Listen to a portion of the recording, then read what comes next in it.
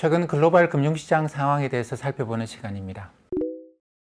최근 글로벌 금융시장에서 나타나는 특징적인 현상이 주가가 올라가고 금리는 좀 올라가다가 이제 횡보하는 모양으로 바뀌어 있고 금값이 떨어지는 이런 모양을 갖고 있습니다. 먼저 커머디티 시장에서 나타나는 금값 하락에 대해서 좀 살펴볼까 하는데요. 이게 이제 이 커머디티 시장을 살펴보는 방식이 귀금속하고 귀금속 아닌 금속하고 산업용 금속, 귀금속, 산업용 금속 이렇게 나눠보는 방식이 있습니다. 귀금속은 당연하게 이제 금, 은 이런 것이 되는데 여기는 철강석이나 알루미늄, 그 다음에 구리 이런 게 들어가죠. 저는 그래서 대표적으로 금하고 구리를 놓고 많이 생각을 해봅니다. 금하고 구리 사이에 금의 가격이 상대적으로 더 올라간다는 이야기는 이거는 경기가 나빠진다는 이야기고 실질금리가 떨어진다는 그런 이야기입니다. 근데 최근에 나타나는 모양은 금값이 떨어지면서 구리 가격, 알루미늄 가격 이런 것들이 치고 올라가는 이런 모양을 갖고 있는데 이거는 전형적으로 경기 회복 패턴하고 비슷합니다. 제가 지난번에 장단기 금리 차에 대해서도 한번 말씀을 드렸는데 이 금하고 구리 사이의 비율도 경기 회복이나 경기 침체 국면을 예측하는 상당히 중요한 지표로 활용될 수가 있습니다. 왜냐하면 금이 갖고 있는 가장 큰 장점은 공급이 제한적이다라는 것이거든요. 공급이 극도로 제한적이에요. 금이 생산돼서 새로 채굴돼서 나오는 것은 얼마 없습니다. 그리고 또 사람들이 너무나 갖고 싶어 해요. 그렇기 때문에 왜 사람들이 그렇게 금을 갖고 싶어 하는지는 잘 모르겠습니다만 이거는 아주 오래 전부터 그 금을 캐낸 기록이 아니고 그런 흔적은 이미 만 년이 더 지나기도 하고 그래요. 그렇기 때문에 아주 오래전부터 사람들이 금을 굉장히 귀하게 여겼고, 이 때문에 공급이 제한적이기만 하면 이거는 이제 장기적으로 가격이 올라간다라는 생각이 굉장히 강한 그런 것이죠. 특히 다른 자산들이 수익을 못 낼 때는 금을 가져야 된다. 이런 식의 경기가 나빠질 때는 금을 가져야 된다.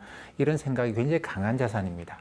근데 구리는 그렇죠. 구리는 공급이 아주 제한적이진 않습니다만 최근에는 여러 가지 이유로 바이러스가 도니까 구리 광산도 제대로 이제 잘 운영이 안 되죠. 그러다 보니까 공급이 좀 제한적인 상황인데, 그러니까 이거는 구리는 또 산업용 수요나 또 주택, 그러니까 건설 이런 걸 하게 되면 구리가 많이 들어가죠. 우리 집에도 사실 구리가 녹이 잘 안 쓰잖아요. 그죠? 녹이 안 쓰고 열 전도율이 어마어마하게 높습니다. 그렇기 때문에 상수도를 사실 쇠 파이프로 연결해 놓으면 시간 지나면 녹물이 막 나오는데 구리는 그런 게 없죠. 그리고 이제 전도율이 워낙 높기 때문에 전선 이런 데도 많이 쓰이고 그래서 산업용이나 건설 이런 데 굉장히 많이 쓰입니다. 경기 좋아지면 당연히 수요가 증가하게 되는데 이게 이제 글로벌하게 경기 부양을 하죠. 근데 이 구리 캐내는 거는 광산에서 바이러스 확산 이런 것 때문에 좀 제한적이고 그러다 보니까 구리 가격은 금 가격이 떨어짐에도 불구하고 올라가는 이런 성격을 갖고 있습니다. 최근에 이런 금, 구리 사이 이런 관계가 경기 회복과 관련되어 있는 것이다 이렇게 볼 수가 있겠죠. 금리는 최근에 좀 횡보하는데 요건 조금 이따 또 말씀드리도록 하고 주식시장에서는 다우지수도 최근에 3만을 넘어서고 지금 3만에서 왔다 갔다 하고 있는 그런 상황이고 근데 이게 이제 다우하고 나스닥을 보면 오르락내리락 하는 게 있습니다. 우리나라 시장에서도 지난주에 코스피가 치고 갈 때 코스닥이 못 올라가고 코스피가 주춤하니까 코스닥이 치고 올라가고 이런 게 있습니다. 이런 현상이 나타나죠. 저는 이걸 컨택트 이렇게 생각을 하는데 그러니까 다우가 최근에 지수 조정을 좀 하긴 했습니다만 아직까지도 좀 올드한 기업들의 비중이 많다고 보고 그러니까 이게 사람들 직접 대면해서 상대하는 그런 쪽이 아직도 많죠. 물론 이제 다우 지수에서 빠진 종목들이 많이 있긴 합니다만 그래서 앞으로는 다우 나스닥 이렇게 좀 설명하기 좀 어려울 것 같아요. 최근에 지수 조정 때문에. 그렇지만 어쨌든 전통적인 그러니까 대면 접촉을 통해서 소비나 투자가 이루어지는 영역하고 비대면 접촉을 통해서 이루어지는 우리가 흔히 말하는 빅테크하고 사이에 최근에 엎치락 뒤치락을 합니다. 코스피, 코스닥도 그런 움직임이 꽤 나타나요.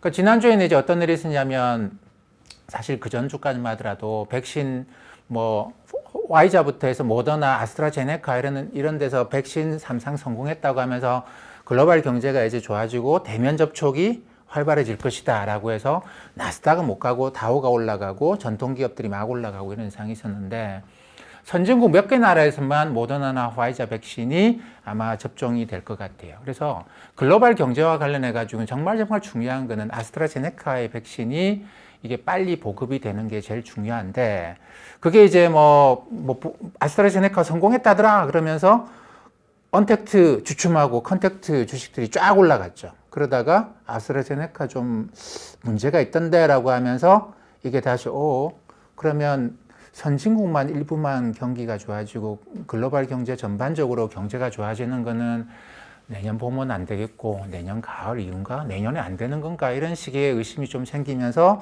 이 언택트 컨택트 왔다 갔다 하는 그런 경향이 좀 생긴 것 같습니다. 그렇지만 기본적으로 이게 이제 다시 임상을 아마 또 하는 것 같고, 그러니까 이번에 임상을 하면 훨씬 더 좀 좋은 결과가 나올 수도 있겠죠. 확실한 결과가. 왜냐하면 지금 바이러스가 전 세계적으로 많이 퍼지고 있는 상황이니까 임상 결과가 굉장히 좀 뚜렷하게 나올 수 있지 않겠는가 생각을 합니다. 그래서 이게 글로벌 경제의 회복이 늦어지겠다.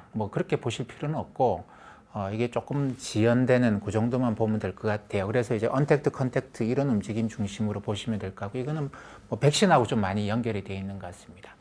근데 어쨌든 글로벌 경제가 회복된다라는 것 같고 전 세계적으로 주가가 조금씩 상승 움직임을 갖는 거는 마찬가지인데, 지난주에 있었던 가장 큰 일은 저는 이제 그거라고 생각을 합니다.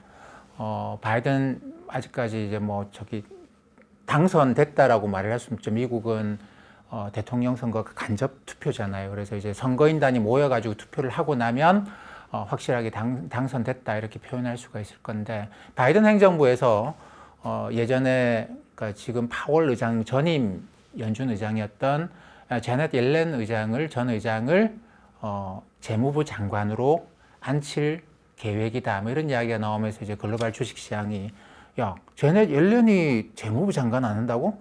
그러면 이거 경기 좋아진다고 봐야 되지 않을까? 이런 식의 생각인 것 같습니다. 그래서 제넷 옐렌이라는 사람을 좀 더 우리가 깊게 봐야 될 것 같아요. 저도 사실 제넷 옐렌에 대해서는 그렇게 깊게 생각해 본 적이 없는데, 예전에 연준 의장을 할 때 2016년 10월인가 11월인가 한번 연설을 한 게 있습니다. 그날 제가 그 연설을 보면서 이 사람 이런 사람이구나라는 걸 많이 느꼈어요. 그 연설이 흔히 고압 경제라고 이야기하는 그런 연설인데, 하이 프레셔 이코노미라고 합니다. 꾹꾹 눌러서 더 누르겠다. 근데 당시 어떤 상황이냐면 2015년부터 미국이 금리를 올리기 시작했거든요. 연준이 금리를 올리기 시작하고. 근데 2016년에 금리 인상을 중단을 했어요. 거기에 대해서 여기저기서 말이 많았죠. 당시에 이제 대통령 선거 중이었는데 트럼프 후보는 자네 옐렌이 저 민주당 도와준다고, 오바마 행정부 도와준다고 지금 금리 인상 안 하고 저러고 있는 것이다. 금리 인상 해야지 이런 식의 비난을 할 정도로 금리 인상 빨리 해라. 경제 좋아지는데 왜 금리 인상 안 하냐. 이런 식의 이제 비난을 많이 받고 있었던 시기입니다. 근데 그때 자네 옐렌이 연설을 하면서 난 더 가보려고, 더 한번 눌려보려고. 그러면서 했던 이야기가 자기는 모든 것의 중심을 고용에 두고 있다라는 이야기를. 근데 그래서 자네 옐렌이 도대체 언제부터 저런 생각을 했을까? 진짜 저 사람이 저런 생각을 옛날부터 한 생각일까? 아니면 지금 와서 변명거리로 저런 이야기를 하는 것일까? 찾아봤죠? 찾아봤더니 이 제넷 옐렌은 이제 대학에 갈 때 원래 경제학을 할 생각은 없었던 것 같아요. 근데 수학을 너무 잘해서, 문과 쪽에서 수학을 너무 잘해서 경제학과를 선택을 했다고 합니다. 그리고 이 박사 학위를 예일 대학에서 받았는데 그 스승이 스티글리츠라고 유명한 분이죠. 이분도 노벨 경제학상을 받은 분인데, 이분이 상당히 개입주의적인 그런 경제학자입니다. 그러니까 그냥 그 경제학에서도 좌파, 우파 이런 게 있는데, 우파는 그냥 시장에 맡겨두라. 시장에는 보이지 않는 손이 있으니 알아서 잘 돌아갈 것이니 실업 문제? 아니, 그 GDP 성장을 끌어올리면 당연히 고용 늘어나고 실업 문제는 해소되는 건데 뭘 그걸 실업을 따로 보냐? 그러지 말고 그냥 성장을 올리는 데나 신경 써라. 이러는 건데, 스티글리츠는 아니다. 성장률 올라간다. GDP 성장 올라간다고 해서 실업 문제가 그냥 해결되는 건 아니다. 이걸 이제 정보의 비대칭성이라고 하는 걸 적용해서 이것과 이것이 똑같이 이렇게 움직이는 건 아니다. 낙수 효과가 없다. 이것도 이제 그 중에서 파생되어 나오는 개념 중에 하나겠죠. 그래서 성장률을 올린다고 되는 거 아니다. 시장에 개입해야 된다. 고용 시장에 개입해야지만 실업 문제를 해결할 수 있다. 이런 식의 의견입니다. 그러니까 스티글리츠는 지금도 제넷 옐렌을 자기의 이제 수제자라고 이야기를 하는데, 그 자넷 옐렌은 그때 박사학위 논문 쓸 때도 그 생각이 분명했대요. 모든 것은 실험 문제다. 근데 지금 미국의 실업률이 6%가 넘거든요. 자넷 옐렌은 4%, 5%대 더 밀고 내려가요. 나는 이 상태로 고용이 중지되는 걸 원치 않는다. 더 가보겠다. 이게 이제 하이 프레셔 이코노미의 핵심이죠. 성장률, 그래, 충분히 금리 올릴 만큼 높아. 근데 실업률 봐. 저 실업률로 금리 올려서 맞겠다고? 성장률 이거 유지된다고 치고 그러면 실업이 해소된다고? 나는 그렇게 생각하지 않아. 나는 성장률 안 보고 실업률 보고 금리 조정할 거야. 그렇기 때문에 지금 나는 금리 인상 안 하고 있는 것이지. 뭐 이렇게 이야기를 한 것이고, 그 이후에 물론 금리 인상을 계속 했습니다. 하긴 했지만, 아니, 이 정도 성장이고, 이 정도 주가 올라가고 그러면 당연히 금리 빨리 올려야 되는 거 아니야? 늘 공격을 받았어요. 늘 공격을 받았는데, 자넷 옐렌은 그렇게 달변가는 아니거든요. 달변가는 아닌데, 뜨문 이야기하는 타입인데, 어쨌든 그래서 자기 스승인 스티글리츠가 나서서 이제 이런 옐렌의 완만한 금리 인상 정책을 옹호하기도 하고, 어쨌든 자넷 옐렌 같은 경우는 조금 그런 경향이 강합니다. 그러니까 지금 내년에 옐렌이 이제 재무장관이 된다고 한다면, 사실 옐렌은 민주당, 공화당으로부터 상당히 좀 좋은 평가를 받는 사람이에요. 근데 이제 그 연준 이사 중에서 가장 민주당 성향이 강한 사람이 브레이나드라고 하는 여자분이 또 한 명 더 있습니다. 그러니까 이분은 이제 그 전에 그 힐러리 클린턴이 대통령이 됐으면 브레이나드가 재무장관 후보 1순위였거든요. 이번에도 물론 이제 바이든이 대통령이 되면 재무장관 후보 1순위로 거론됐었는데, 문제는 너무 민주당 성향이 강하기 때문에 공화당의 반발을 살 수 있다. 이 사람이 경기부양책을 주도하면, 그런 걱정을 늘 하고 있었어요. 근데 이제 요즘 미국에서 하는 이야기는 브레이나드 파월 다음번에 연준 의장으로 제1순위다. 이렇게 이야기되고 있고, 민주당, 공화당 양쪽으로부터 우호적인 평가를 받는 자넷 옐렌이 재무장관이 돼서 경기 부양을 주도하지 않겠는가. 그러면 옐렌의 의도는 너무나 분명하다. 지금 여기서 실업률이 절반으로 3%대까지 내려갈 때까지 계속 경기 부양을 할 것이다. 물가 올라가는 거 괜찮다. 계속 더 눌러. 물가 올라가도 괜찮고, 뭐 주가가 더 올라가고 그래도 괜찮고, 계속 눌러서 실업이 모든 사람들이, 꼭 모든 사람은 아니지만 많은 사람들이 고용의 혜택을 받을 수 있을 때까지 한번 가보겠다. 이렇게 되면 우리가 경기 회복에 대해서 별로 의심할 필요가 없는 거 아닌가? 미국의 재무장관이 저렇게 치고 나가고, 연준도 사실 얼마 전에 제가 그런 말씀을 드렸는데요. 지난 8월 말에 잭슨홀 미팅이라고 연준에서는 1년 중에 제일 중요한 행사가 있습니다. 중기적인 통화정책의 방향을 잡는, 앞으로 5년의 방향을 잡는 그런 미팅인데, 거기서도 그 전에 이제 연준이 정책 목표로 잡지 않았던 고용이라고 하는 걸 제일 중요한 상위 목표로 잡았습니다.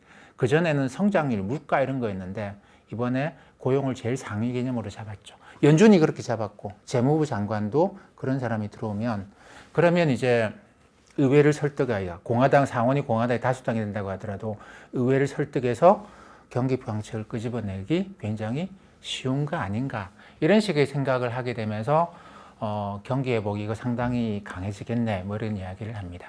사실 경제학에서는 케인즈의 스승인, 케인즈도 사실 수학을 굉장히 잘했거든요. 수학과예요.